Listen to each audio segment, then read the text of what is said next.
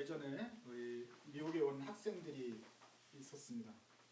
학생들 중에 한 자매가 이제 중학교 2학년이 되는 자매였는데 사춘기에 들어섰죠. 사춘기에 들어선 학생들을 보면은 사춘기라는 병은 똑같은 병인데 증상은 다양합니다. 여러 가지 증상으로 나올 수 있고 어떤 사람은 잠으로, 어떤 사람은 무슨 뭐 다른 습관으로 나올 수 있는데 이 자매는 질투와 욕심으로 왔어요. 욕망의 화신. 그걸 어떻게 하냐면은 그냥 이글이글 타오르는 상태로 왔어요. 끊임없이 다른 사람과 비교를 합니다. 그러면서 다른 사람이 받은 것을 자기도 받아야 된다. 공평하게 하는데 그 사람이 받은 걸 보면 나도 그걸 갖고 싶고, 저 사람이 받은 걸 보면 나도 저걸 갖고 싶고, 저 사람이 받은 걸 보면 나도 저것도 갖고 싶고, 모든 사람이 갖는 걸 모든 걸 다 갖고 싶어요. 이 사람한테 이걸 주고 저 사람한테 저걸 주고 하나씩 나눠줘도 난 저거는 왜 없을까? 나는 이걸 가지고 있으면서도 또 다른 사람 걸 갖고 싶어요. 모든 사람이 받은 대로 자기도 다 받고 싶어요. 다 대접받고 싶어요. 모든 것을 사람들이 누리고 있는 것을 나도 똑같이 다 누리고 싶어요. 그 사람이 좋은 것을 가지지 않았냐가 아니에요. 좋은 것도 가지고 좋은 것을 이미 가졌어요. 그러나 그것을 누리는 보다는 다른 사람이 가진 걸 보고서 부러워하고 시기하고 탐냈어요. 그 만족이 한 번, 두 번을 하는데 끝이 없다는 걸 제가 발견했습니다. 도무지 그 마음이 충족이 되지 않고 계속해서 달라고 채워달라고 요구하는 것을 보았습니다. 그 옆에 있었던 저희들 뿐만 아니라 모든 사람들이 굉장히 괴롭힘을 당했습니다. 그 사춘기 소녀를 옆에서 보면서 저희들이도 힘들었지만 그 사람을 보면서 저희가 굉장히 딱하다는 느낌을 들었습니다. 아무리 좋은 걸 보아도 만족하지 않고 감사가 없고 불평이 나오고 또 다른 것을 찾아나가고 갖고 싶은 시기 때문에 한시도 그 마음이 평안하지 않았습니다. 그러니까 탐욕과 경쟁, 시기, 집착, 욕심 이것 때문에 어떠한 것에도 만족이 없으니 그 속에 평화가 있을 수가 없습니다. 그때 발견했습니다. 시기심이라는 것은 다른 사람 괴롭히는 게 문제가 아니고 자기 내면을 파괴하는 죄구나. 그래서 그 병이 나쁜 거구나. 근데 그 자매를 보면서 제가 하나 성경적인 통찰을 얻었는데 그것은 십계명에 관한 것이었습니다. 십계명을 보면 하나님을 섬기고 우상을 숭배하지 말고 안식일을 지키고 여러 가지를 있고 살인과 뭐 도둑질하지 말라 큰 죄들이 많이 있어요. 근데 10번째 죄는 맨 마지막에 나온 거는 뭐죠? 탐내지 말라. 너무 약한 거 아닌가? 갑자기 큰 죄들이 있고 우상 숭배와 그런 죄들이 있는데 갑자기 맨 마지막은 그냥 탐내지 말라. 무슨 9색을 맞추고 10개를 맞추기 위해서 그냥 하나 그냥 껴놓은 것처럼 약한 게 들어가 있어요. 탐낼 수도 있지 그냥 조금 남한테 큰 피해도 안 내고 그잖아요. 왜 이렇게 그걸 갖다가 10계명에 들 정도로 그렇게 중하게 여기시냐면 그때 제가 발견했어요. 아무리 좋은 복을 주시고 축복을 해주셔도 이 마음속에 탐심과 시기, 질투, 비교, 경쟁 이게 가만히 있으면 이 마음속에 평화가 찾아오질 않아요. 이 마음속에 다른 사람을 괴롭히면 자기 스스로를 끊임없이 괴롭히고 아무리 하나님이 은혜를 주셔도 받을 수가 없는 상태가 돼요. 이것은 죄였습니다. 십계명에 들 만큼 중요한 죄였습니다. 오늘 사도행전 5장 말씀은 이제 4장부터 연결이 되는데 많은 신도들이 모였습니다. 3,000명이 회개했고 5,000명이 회개했으니까 벌써 8,000명 정도가 예루살렘 주변에서 다 예수의 신도들이 되었습니다. 그런데 이 사람들이 얼마나 서로 사랑했는지 가난한 사람이 없었어요. 가난한 사람이 있으면 부자가 밭과 집을 팔아서 교회 앞에 내놓고 교회에서는 그것을 또 나눠주어서 모든 사람들이 궁핍하지 않게 살 수가 있게 되었습니다. 초기에 그 아주 뜨거운 사랑으로 그 공산주의 사회가 되었죠. 그러면서 그 기독교적인 어떤 사회주의 모습이 그 안에서 나타났습니다. 사람들이 땅이나 집이 있으면 그것을 기꺼이 누가 시키지 않는데 기꺼이 팔아서 그것을 가져다가 나눠주고 사랑을 베풀었어요. 이건 누가 시킨 것도 아니고 율법에 있는 것도 아니죠. 예수 이웃을 사랑하라. 당연히 우리 형제 자매이니 예수 믿고 돌아온 우리 신도들이니 같이 공유하는 게 마땅하다고 했습니다. 특별히 4장 36절에는 그 중에서도 특별하게 기록하는 사람이 한 명 있는데 그것은 구브로 태생이요 레위 사람인 사도들에게 바나바 곧 위로의 아들이라는 뜻의 별명을 가진 요셉이라는 사람인데 그 사람의 이름이 보통 우리가 바나바라고 말을 하는 사람입니다. 별명이 위로하는 사람이에요.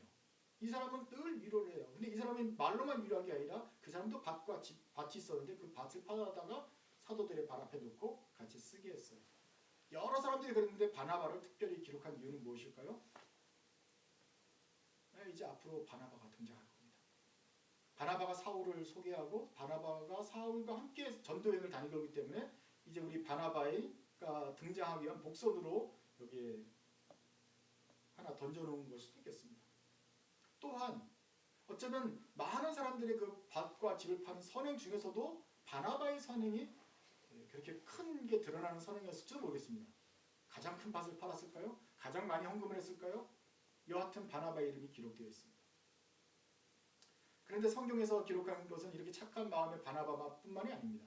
그 다음에 5장에 아나니아와 그의 아내 삽비라의 이름이 기록되어 있습니다.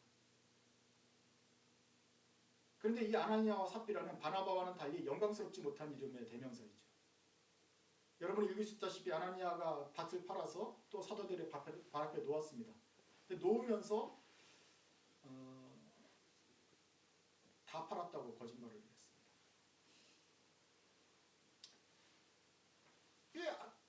아나니아와 삽비라는 부부가 둘이 마음을 합쳐서 자기 집 밭을 팔 정도의 헌신이 있었습니다. 이 사람은 3,000명이든지 5,000명이든지 그때 어느 순간에 회심을 하고 예수의 무리들에 가입한 사람이었을 것입니다. 그러면서 믿음이 조금씩 있는데 다른 사람들이 내놓아서 칭찬받는 것을 보니 특별히 바나바 같은 사람 막 위로의 아들이라는 별명도 없고 그렇게 칭송을 받는 것을 보니 자기도 그렇게 존경과 권위와 또 사랑을 나눈다는 소리도 듣고 싶었어요. 그래서 두 부부가 의기투합해서 밭을 팝시다. 헌금을 합시다. 결정을 했어요. 착한 사람들이죠. 희생을 감수했죠. 그런데 팔고 났는데 이게 아까워요. 그래서 50%만 드리고서도 100% 효과를 얻을 수 없을까 하면서 반띵 작전을 들어갑니다. 그래서 반만 내놓고 나서는 이제 다 드렸습니다 하면서 다 드린 사람이 받을 만한 어떤 시기와 존경을 받기를 원했어요. 이 사람은 자기네들도 두 부부의 멋진 별명을 얻고 싶었을 거예요. 착한 일이었지만 재산의 반만 그 밭을 판값의 반도 큰 돈이었기 때문에 헌신이라고 할 수 있겠지만 이 사람의 헌신의 동기는 시기심이었습니다. 그냥 반을 팔았습니다. 그 밭에 반을 팔아서 드립니다 해도 칭찬받았을 거예요. 하지만 이 사람은 100%를 판 그 칭찬을 받고 싶었던 거예요. 누구처럼. 그래서 다 팔았습니다라고 거짓말을 한 것이죠. 성령 충만한 사도 베드로였습니다. 교회가 특별히 하나님의 그 불꽃 같은 그 거룩함으로 거룩하게 탄생된 교회였습니다. 그곳에서 위선이 드러나지 않을 수가 없겠죠. 성령이 심판하십니다. 아나니아 삽비라가 거기서 죽습니다.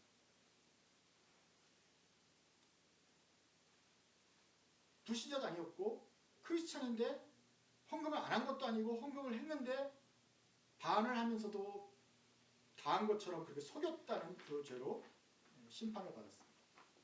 이것을 통해서 온 교회가 경종을 얻었을 것입니다. 성령 충만한 교회 앞에서는 시기심으로 헌금하든지 선행하면 안 되겠구나. 거짓이 조금이라도 있어서는 안 되겠구나. 이것은 우리 땅 팔아서 던진 것뿐만 아니라 모든 생활에 있어서 조금이라도 사사로움, 더러운 것이 있어서는 안 되겠구나 하고 느꼈을 것입니다. 성경에 많은 인물들이 있는데 가장 불쌍한 인물 중에 아나니아 삽비라가 해당됩니다. 있던 집도 밭도 팔았는데 헌금을 안 해고서 혼난 게 아니라 헌금을 했는데 그걸 반을 안 하고 다 했다고 그거 하나 했 때문에 둘이 다 망했고 이 삽비라는 그것도 모르고 또 끝까지 아니라고 했다가 같이 또 간 것이죠. 헌금까지 하고서 멸망당한 사람인 것이죠. 시기하고 비교하고 경쟁하고 질투하는 것 다 나쁜 것만 아니겠죠. 자신의 성장을 위해서 우리가 비교할 때도 있습니다. 어떤 목표를 정했다 할 때 어떤 자기의 롤 모델이 되는 사람의 일생을 바라보면서 그 사람의 길을 따라가기 위해서는 어느 정도 자기와 비교도 해가면서 계속해서 따라가야겠죠. 그렇게 될 때 많은 성취를 이룰 수 있는 점이 있습니다. 자기 개발이 잘 됩니다. 마라톤 할 때 페이스메이커들이 같이 뛴다잖아요. 혼자 뛰는 것보다 같이 앞에서 누가 막 달려주면 이 사람과 함께 페이스를 맞추면서 좋은 성적을 낼 수 있다 그래요. 그래서 저 선배의 본을 따라서 내가 어떤 공부를 하고 어떻게 준비를 하면 그 어느 정도 나이에 어느 정도 뭘 이루게 되며 끊임없이 자기를 부단하게 노력을 하는데 도움이 될 수가 있습니다. 그렇지만 자기 발전을 위해서 목표를 잡고 선배와 비교를 하고 그 길을 그림자를 따라가는 것이 자칫 시기심이 되면 문제가 달라집니다. 시기가 되고 경쟁이 되고 탐욕하고 집착하게 됩니다. 이기려고 하고 이겨먹으려고 하게 됩니다. 그리고 속에 욕심이 생깁니다. 그리고 선배가 앞으로 나가면 속이 상합니다. 선배랑 가까워지면 교만하게 됩니다. 이 속에서 어떠한 상황이든지 만족이 없고 마음속에서 평안이 사라지고 지옥이 펼쳐집니다. 원래는 좋은 뜻으로 발전을 위해서 하려고 했는데 남하고 비교하다 보면 속이 편안하지 못하게 됩니다. 원래의 목적이 상실되게 됩니다. 성경이 말씀하시죠. 하나님 말씀입니다. 옆집의 종 탐내지 마라. 옆집의 종이 일을 더 잘하는 것 같아. 이웃의 아내가 더 예쁜 것 같아. 이웃의 집이 더 멋있어. 남의 가진 어떤 것이 더 특별한 것 같아. 왜 나는 그것이 없을까? 나하고 비교하고 탐내고 내가 있으면 교만하고 자랑하고 갖고 싶고 안달하게 되고 이러한 탐심, 시기심이 우리를 망하게 하는 것입니다. 이래서 탐심이 무섭습니다. 남하고 비교하지 마십시오. 남의 남편하고 내 남편을 비교하지 마십시오. 남의 아들과 내 아들 비교하지 마십시오. 남의 처지와 내 처지를 서로 놓고서 한탄하지 마십시오. 비교하면 차이가 나고 차이가 나면 떨어지면 슬프고 우월하게 되면 우쭐대고 교만합니다. 낙심하고 시기 질투하고 그 사람을 저주하게 됩니다.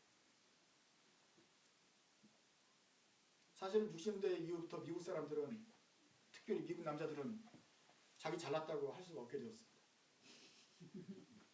케네디가 43살에 대통령이 되어버렸습니다. 우리 이 나이 때 뭐 했나? 케네디 43살 되고 대통령이 되고 나서 암살까지 다 당해서 돌아가셨는데 우리 이 나이 때 뭐 했나? 오바마는 47살에 대통령이 되었습니다.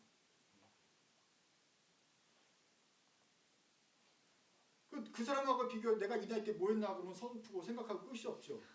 여러분도 젊어서 나도 40대까지 케네디처럼 될 거다. 뭐 열심히 하는 거 좋습니다만 43살이 넘어가면 그때부터는 낙심되고 슬퍼질 것이었습니까? 비교해서 도움이 되지 않습니다. 케네디하고 왜 오바마를 비교합니까? 알렉산더 대왕도 있는데 20살에 왕이 되었습니다. 33살에 세계를 정복하고 죽었습니다.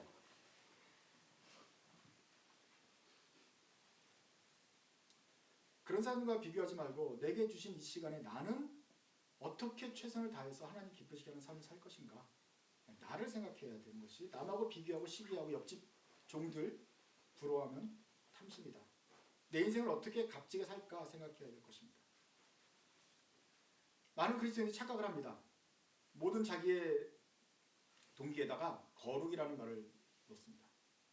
밥을 먹을 때도 내가 지금 거룩한 일을 하기 위해서 먹는 거야. 나 밥 좀 더 많이 줘. 지금 거룩하게 쉬기 위해서 게임을 하는 거야. 지금 내가 열심을 내는 거 이건 거룩한 열심이야. 시기와 질투가 아니야.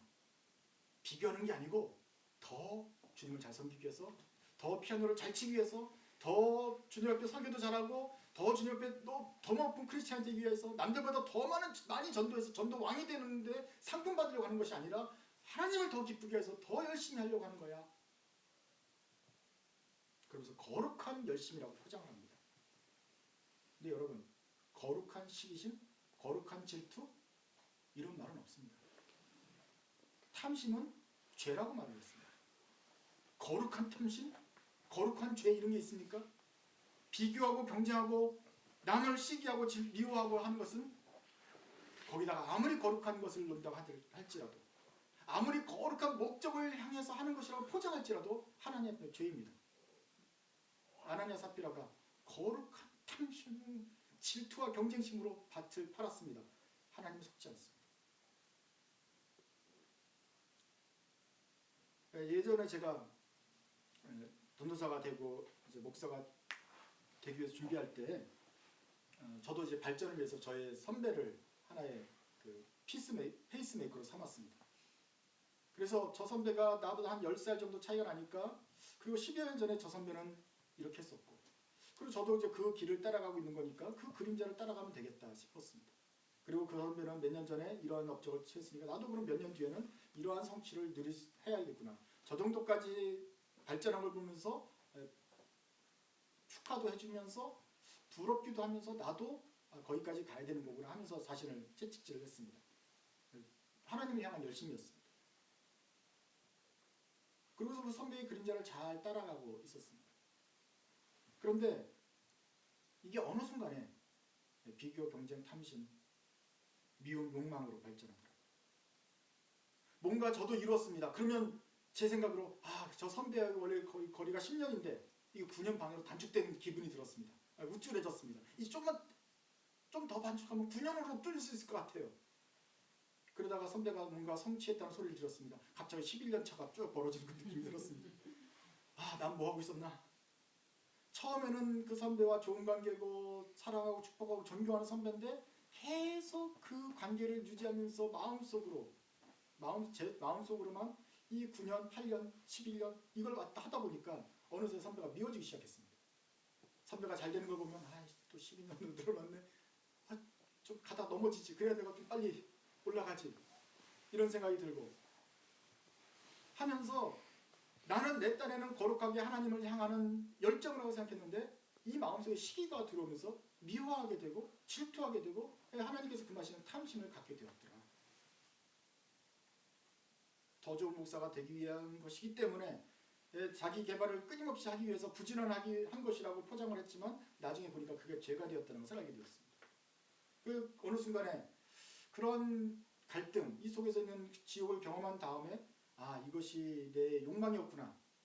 거듭나지 못한 육에 속한 사람의 그 죄의 습성이지 이게 아무리 거룩한 경쟁 이게 아니었구나 라는 것을 생각하고서 이제 그 선배와 비교하는 것을 멈췄습니다.